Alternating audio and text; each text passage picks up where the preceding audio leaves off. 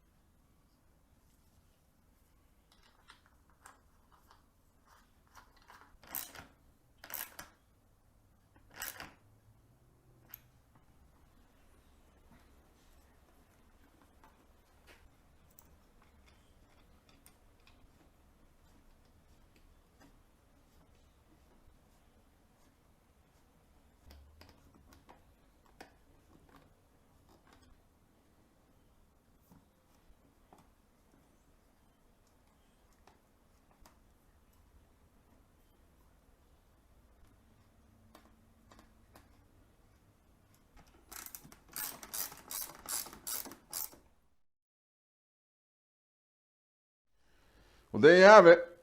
Fairings installed, gauges, radio, speakers are installed, mirrors are installed. I think it looks really nice, the money green with the black gloss. But then again, anything looks good when it's painted and it looks brand new.